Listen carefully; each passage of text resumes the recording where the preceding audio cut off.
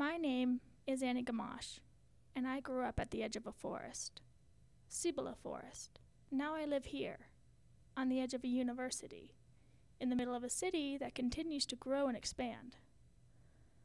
Albuquerque is a city that survives solely between its Rio Grande and its Sandia Mountains. If it weren't for these mountains, I'd never be able to find my way home, my way back to the East Mountain community that raised me. My whole life I've spent driving in and between the east and the west of the Sandias, never truly seeing and experiencing my home state and the enchanted charm that it is said to possess. New Mexico is a state that prides itself with its unique cultures, its atomic history and very large array, its art, and its national parks, forests, and caverns. Oh yeah, and its green and red chili too. Aside from the chili, which I love, my 24 years here have been spent inside the classroom, neglecting the sights that have always been put on hold and cast aside. That is until now. As graduation nears, along with my final film theory paper, which I've also neglected thus far, my sense to explore has reached an all-time high, which explains why I'm mid-air, here at Santa Rosa's Blue Hole. An hour and a half outside of Albuquerque, this hole remains 61 degrees year-round and 80 feet deep. This is Georgia, a new friend and colleague who's willing to edit this film and put up with all my nonsense. I understand now why a journey is best measured in friends rather than miles. Together, we are both artists and filmmakers, no matter how terrible this project may turn out.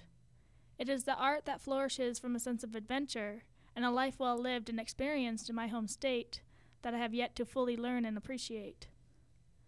Albuquerque alone has plenty to do and explore. Old Town is not only a popular place for tourists to visit, but it's also my second home. My mom works here. Unfortunately, she had the day off when we planned our visit. There's also the Albuquerque Zoo, the Natural History Museum, the Biopark, Tingley Beach, and the world's longest tram, which I didn't actually ride because during the week George and I filmed, it was incredibly windy. And while I may be willing to jump off a small cliff into an 80-foot hole with minimal swimming capabilities, I was not and am not willing to dangle from a cable during 80-mile-an-hour winds. Nor were we able to visit and sled down the white sands of New Mexico, or get chased by bats at Carlsbad Caverns. However, we did venture off into the desert on a rocky trail in search of the petroglyphs, with not even a water bottle to keep us cool. But at least we had plenty of battery power and tape to record. Art has always existed in New Mexico, and although we didn't find the time to make it up to Santa Fe, we did discover a lot of artwork and designs that decorate our city, much like the petroglyphs decorate our desert. But New Mexico isn't all desert. If it wasn't for the Rio Grande and the forests in the East Mountains, we wouldn't be here. There would be no city.